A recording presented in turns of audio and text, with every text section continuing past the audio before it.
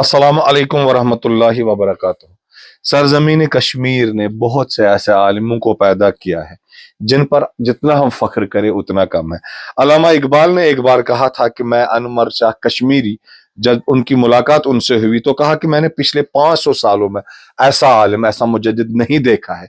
और मैं क्यों गया था बाहर जर्मनी फलसफा पढ़ने, जबकि हमारे देवबंद पर चटाई पर बैठे हुए इतने अजीम आलिम थे। तो आज हम प्रोफेसर नसीम रफियाबादी साहब से बात करेंगे मौलाना अनवर शाह कश्मीरी पर, उनकी शख्सियत पर, उनकी तालीम पर, उनके हाफिजे पर, जो बुखारी शरीफ पर उन्होंने शरह की उन पर, और उनका ओवरऑल जो कैरेक्टर रहा है, जो नॉन कंट्रोवर्शियल कैरेक्टर रहा है, और इस्लाम की जो उन्होंने जबरदस्त खिदमात की है अपनी तहरीरों से, अपनी लेक्चर्स से। और हमें आज भी इस बात का एहसास होता है कि उनके खोने से, वो काफी यंग एज ही में 57 ईयर्स उनकी एज थी जब वो इस दुनिया को छोड़कर चले गए, शायद उनके जिम्मे अभी और बहुत सा काम था। तो इस सिलसिले में हम बात करेंगे आज प्रोफेसर नसीम रफियाबादी से। अस्सलामु अलैकुम वरहमतुल्लाहि वबरकातुहू। वालेकुम सलाम वरहमतुल्लाहि वबरकातुहू। प्रोफेसर साहब, सबसे पहले हम इब्तिदाई जो उनका दौर गुजरा था, वो कहाँ पैदा हुए, तालीम क्या हासिल की उन्होंने, और बाद में जब वो शऊर की उम्र में पहुंचे फिर उनके कारनामे क्या क्या रहे। औज़ु बिल्लाहि मिनश शैतानिर रजीम, बिस्मिल्लाहिर्रहमानिर्रहीम। सबसे पहले मैं गुजारिश करना ये चाहूँगा कि कुछ दिन पहले मुझे देवबंद से एक दावतनामा मिला। अच्छा, मुबारक हो। वो अल्लाह का शुक्र है। तो वहाँ पर एक इंटरनेशनल कॉन्फ्रेंस हो रहा है सैयद अनवर शाह कश्मीरी रहमतुल्लाह पर। अच्छा, तो काफ़ी लोग आ रहे हैं वहाँ, बहुत मकामात से, दुनिया के बहुत सारे ममालिक से। तो चूँकि मैंने पहले ही मौलाना अनवर शाह कश्मीरी के बारे में सुना भी था, पढ़ा भी था, और मेरे उस्ताद मोहतरम प्रोफेसर फारूक बुखारी साहब अक्सर हमारे क्लास में, जब अरबी की क्लास वो पढ़ा देते हैं मैं सोपुर कॉलेज में, तो जिक्र खैर फरमाया करते थे अनवर साहब, अनवर शाह कश्मीरी रहमतुल्लाह। और अक्सर जो है वो उनकी ऐसी अबकरी सिफात का जिक्र करते थे कि जिनको सुन के आदमी हैरान हो जाता था। उनके हादसे के बारे में जैसे आपने बताया कि उनको एक चलती फिरती लाइब्रेरी कहा जाता था। और फिर फारूक बुखारी साहब ने उन्हीं पे पीएचडी भी किया। अच्छा। और मुझे ये फख्र हासिल है कि जो मकतब इल्म अदब वालों ने किताब शाया की अनवर शाह कश्मीरी पे, तो उस पे मुकदमा मैंने लिखा था। अच्छा, फारूक साहब की वफात के बाद। तो इसलिए बहरहाल एक बड़ा ताल्लुक है। तो ये अनवर शाह कश्मीरी मतलब जो है असल में लोलाब में रहते थे, वारनों में। तो वहाँ पर इनकी पैदाइश हुई थी 1857 में, 1875 में। तो ये अब्दुल्ला मुअज़्ज़म शाह साहब के घर पे, तो बहुत ही वो आलिम दीन थे, बड़े सूफी मिजाज आदमी थे उनके वालिद साहब। तो वहाँ पर पैदा हुए थे और वहाँ से उन्होंने जो है अपनी पढ़ाई का आगाज़ किया अपने वालिद साहब से। इस्लामी तालीमात, कुरान, हदीस, फारसी वगैरह बहुत सी किताबें उन्हें वहाँ से पढ़ी। उसके बाद फिर उनको शौक़ पैदा हो गया कि दीनी तालीम हासिल करो, तो उन्होंने फिर हज़ारा का सफ़र किया। अच्छा, ये जो ज़माने में पाकिस्तान में जो उस वक़्त चूँकि अभी मुनक़सम नहीं हुआ था बरसगीर, तो वहाँ पर गए पढ़ने के लिए और कई साल तक वहाँ उन्हें तालीम हासिल की। और उसके बाद उनके ज़हन में ख़्याल आया कि मुझे जो है अब देवबंद जाना चाहिए। तो उसके बाद आप देवबंद तशरीफ़ ले गए, तो अच्छी खासी ज़िंदगी उनकी रही है। तो वो एक बहुत ही मतलब समझ लो कि सूफी मिजाज और दीन पसंद ख़ानदान से ताल्लुक़ रखते थे, और शुरू से ही वो अपनी सलाहियतों का इजहार कर रहे थे। और उनके वालिदैन भी हैरान थे। उनके वालिद साहब कहते थे कि क़ुदूरी पढ़ाते पढ़ाते मुझ से वो ऐसे सवालात करते थे, उनका जवाब देने के लिए मुझे किताबें देखनी पड़ती। अच्छा, अपने वालिद साहब कहते बचपने में ही ऐसे सवालात करते थे, यानी उनकी ज़कावत और उनकी ज़हानत के आसार जो है ज़ाहिर हो रहे थे उसी ज़माने से, जब वो भी वो मुल्क मासूम थे।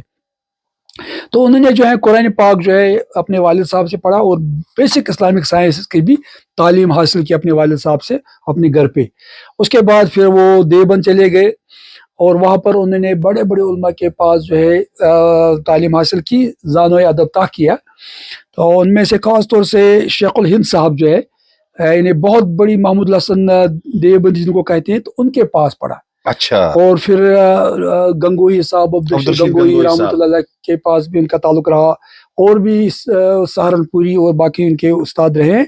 ख़ास तौर से शेखुल हिंद साहब जो है उनके बहुत ज़्यादा मदह थे और उनकी सलाहियत का इतराफ़ करते थे। उनकी सलाहियत का इतराफ़ करते थे। ठीक, अब अगर हम इस बात पर आए कि अनवर साहब का जो इल्मी कारनामा है, जैसे इल्म हदीस पर उनका कहा जाता है कि ज़बरदस्त उनका होड़ था इल्म हदीस पर, तो मुख्तसरन हम ان کے علمی کارناموں کا اگر ہم جائزہ لیں اور ذکر کریں تو شروعات کیسے کریں گے؟ جیسے آپ نے خود ہی فرمایا کہ علامہ اقبال فرماتے ہیں کہ مسلمانوں کی پچھلی 500 سالہ تاریخ میں ایسی شخصیت پیدا نہیں.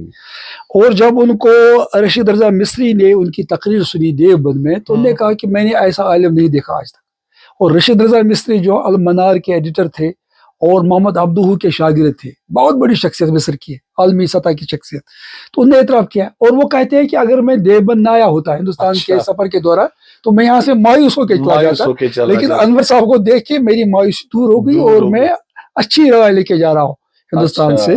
تو یعنی بڑے بڑے لوگوں نے ان کا اعتراف کیا ہے. اور علامہ اقبال، جیسے میں نے عرض کیا، علامہ اقبال جو ہے ان کے پاس اپنے تقریباً 8 پیج کے خطوط بھیجتے تھے. اور یہ اس بات کی گواہی دی ہے طیب صاحب نے، قاری طیب صاحب نے بھی، اور محمد یہ سید اکبر آبادی صاحب، کہ میں 8 پیج کا جواب یہاں سے لکھتا تھا انور صاحب کی طرف سے. تو علامہ اقبال سوال پوچھتے تھے بالکل، اور حدوث الدہر پہ خاص طور سے زمان، اسپیس اینڈ ٹائم، اور سائنس پہ ان کی اچھی خاصی. اور حدیث کا جہاں تک تعلق ہے، سمجھ لو کہ جیسے شبیر احمد عثمانی رحمۃ اللہ فرمایا کہ اگر کوئی مجھے کہے کہ آپ نے حاجی الاسقلانی کو دیکھا ہے، قسطلانی کو دیکھا ہے، علامہ عینی کو دیکھا ہے، بدر الدین عینی کو، میں کہوں گا نہیں، میں نے انور صاحب کو دیکھا ہے، اس لیے ان سب کو دیکھا. اتنے بڑے محدثین اپنے زمانے کے. حالانکہ آپ کو پتا ہے کہ یہ جو ہے فتح الباری جو ہے میرے پاس بھی فتح الباری یہاں پر ہے ماشاءاللہ، فتح الباری. تو اس کے بارے میں کہتے ہیں کہ لا فتح بعد الفتح، فتح الباری جیسی کوئی کتاب نہیں لکھی گئی آج تک. لیکن انور صاحب کشمیری نے ایک کتاب وہ املا ہو گئی فیض الباری کے نام سے، ان کے شاگرد بدر عالم مرچی صاحب نے وہ مرتب کی. تو جو امالی تھے کلاس میں جو لیکچر دیتے تھے ان کی بیس پہ، تو وہ بھی بڑی زبردست کتاب ہے، 4 جلدوں میں ہے، میں نے دیکھی ہے، میرے پاس ہے. تو فیض الباری کے نام سے، تو حدیث کے تو حافظ تھے وہ. اچھا. اور بعض لوگ کہتے ہیں کہ وہ خاتم المحدثین تھے، یعنی حدیث پر جتنا علم ہو سکتا تو اتنا بڑا کسی کے پاس علم، خاص طور سے حنفی سکولوں میں، حنفی سکول میں اتنا بڑا کوئی عالم پیدا نہیں ہو. بعض لوگ نے ان کو ابو حنیفہ ثانی کہا ہے، اچھا، دوسرا ابو حنیفہ رحمۃ اللہ علیہ. تو اتنے. اور حدیث کے بارے میں قاری طیب صاحب فرماتے ہیں کہ انہوں نے حدیث میں تمام مضامین کو لایا، صرف حدیث تک محدود نہیں رکھا. تفسیر بھی اس میں آئی، ادب بھی اس میں آیا، شاعری بھی اس میں آئی، اس میں فقہ بھی آیا، اس میں علم الکلام بھی آیا، اس میں فلسفہ بھی آیا، جدید سائنس بھی آئی. جب حدیث پڑھاتے تھے تو ان تمام چیزوں کو احاطہ کرتے تھے. تو حدیث کو ایک انہوں نے بہت بڑا علم بنا دیا. حالانکہ حدیث تو ہے ہی ایک بڑا وسیع موضوع ہے، لیکن جس طرح سے وسعت علامہ انور شاہ کشمیری نے حدیث کے دروس میں پیدا کی تو وہ انہی کا حصہ تھا. اس لحاظ سے حدیث کے معاملے میں ان کی اتنی زیادہ خدمات ہے کہ پھر ان کے شاگردوں نے جو ہے ان کے دروس کو دیکھ کے بڑی کتابیں لکھی ہے. اس کا یہاں موقع نہیں بات کرنے کا، ورنہ کافی جو ہے ان کے دروس پہ مشتمل جو لوگوں نے کتابیں لکھی، جیسے میں نے پہلے عرض کیا بدر عالم مرچی صاحب نے لکھی اور باقی اور لوگوں نے بھی لکھی ہیں. تو یہ ان کا بہت بڑا کارنامہ رہا حدیث کے معاملے میں. اور پھر قرآن کے معاملے میں بھی ان کی مشکلات القرآن کے نام سے کتاب ہے، بڑی زبردست کتاب. اور اس کتاب کو دیکھنے کے بعد میں نے جب اس کتاب کو دیکھا تو بڑی مشکل لینگویج ہے اس کی، بڑی مشکل لینگویج ہے. اور اس میں کچھ ایسی بحثیں انہوں نے کی ہے قرآن کے موضوعات پہ کہ جو کسی اور نے نہیں کی. اور اکثر فرمایا کرتے تھے کہ قرآن کے علم جو ہے 2 لنگڑوں کے علاوہ کوئی نہیں جانتا ہے، اور تیسرا میں ہوں. ایک جرجانی ہے اور ایک کشاف ہے، اور تیسرا میں ہوں. تو یعنی تیسرا میں ہوں، ثالث میں تیسرا ہوں میں. تو وہ کہتے تھے یہ جو 12 لنگڑے تھے وہ، تو لنگڑا یہ کیوں ہوا تھا، یہ کیا نام اس کا، زمخشری، جار اللہ زمخشری جو کشاف کا مصنف ہے قرآن، جو اس نے تفسیر لکھی قرآن کی، اس کے بارے میں اللہ اقبال نے کہا نا کہ تیرے ضمیر پہ جب تک نہ ہو نزول کتاب، گرا کشاہ رازی نہ صاحب کشاف. اتنی بڑی کتاب ہے مطلب وہ تفسیر کی زمخشری کی. کہتا ہے کہ وہ بچپنے میں ایک چڑیا کے ساتھ کھیلتا تھا، اس کو ماں منع کرتی تھی بھائی مت کرو، تو اس کی ٹانگ ٹوٹ گئی اس چڑیا کی. تو ماں نے بد دعا کی کہ تمہاری ٹانگ بھی ٹوٹی، اس کی ٹانگ ٹوٹ گئی، اس لیے اس کو لنگڑا کہتے تھے. کہا کہ 2 لنگڑوں کے علاوہ جو قرآن کا علم کوئی نہیں رکھتا ہے، تیسرا میں ہوں. تو یہ قرآن پر ان کی اتنی زبردست نظر تھی، اور قرآن کا مطالعہ جو ہے اتنا زیادہ کرتے. رمضان میں تو صرف قرآن کی تلاوت، سب کام چھوڑ چھاڑ کے قرآن کی تلاوت.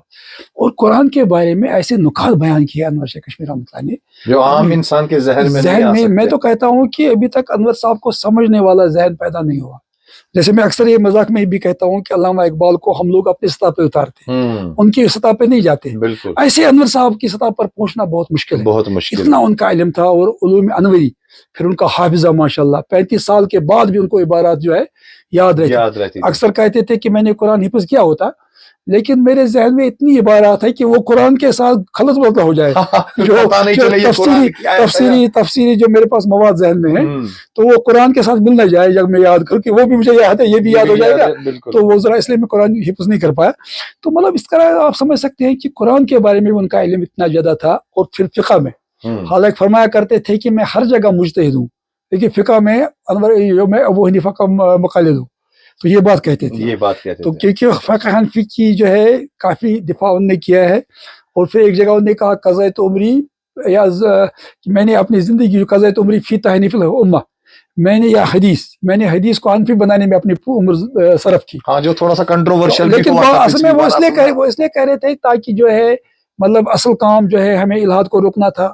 اسلام کے خلاف جو بہت سارے تحریکیں شروع ہو رہی تھی ان کا جواب دینا تھا. ہم ان چیزوں میں لگے رہے. حنفی ٹھیک ہے شافعی ٹھیک ہے. میں راجا اور مرجع کا مسئلہ تھا. بالکل. کیونکہ اللہ جو ہے وہ خود فرماتے ہیں اللہ نہ ابو حنیفہ کو رسوا کرے گا نہ شافعی کو رسوا کرے گا نہ امام احمد کو نہ مالک کو. سب کو اللہ جو ہے ان سے پسند ہے. انہوں نے اتنا کام کیا اور سب کی تعریف کرتے تھے.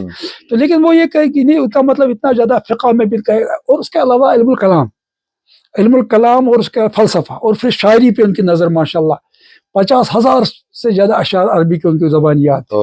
یہ کوئی معمولی بات نہیں ہے. تو اس طرح سے آپ دیکھیں ایک ایسی ہماگیر شخصیت کے مالک تھے کہ آدمی حیران ہو جاتا ہے کہ یہ عبقری شخصیت جو ہے اس زمانے میں پیدا ہوئی. اچھا یہ بھی کہا جاتا ہے ان کے بارے میں کہ ختم النبوت کے بارے میں ان کا رویہ کافی سخت تھا اور انہوں نے جو احمدیہ تحریک ہے ان کے خلاف کافی کام کیا تھا اس دور میں. بہت زیادہ کام. یعنی سمجھ لو کہ ان کے ذہن پہ یہی چیز سوار تھی ہمیشہ دن رات یہی رہتی تھی. اور آخری عمر میں بھی جب ان کی صحت بہت خراب تھی تو بہاولپور میں جو مقدمہ چل رہا تھا تو جج کے سامنے جو انہوں نے جو لیکچر دیا وہاں وہ جج بھی حیران ہو گئے کہ یہ شخصیت کیا ہے. اور اتنے احادیث کا حوالہ اور اتنا ازبر ان کو تھا کہ پھر جو ہے انہوں نے ایک لحاظ سے دفاع کر دیا یعنی ختم نبوت کا.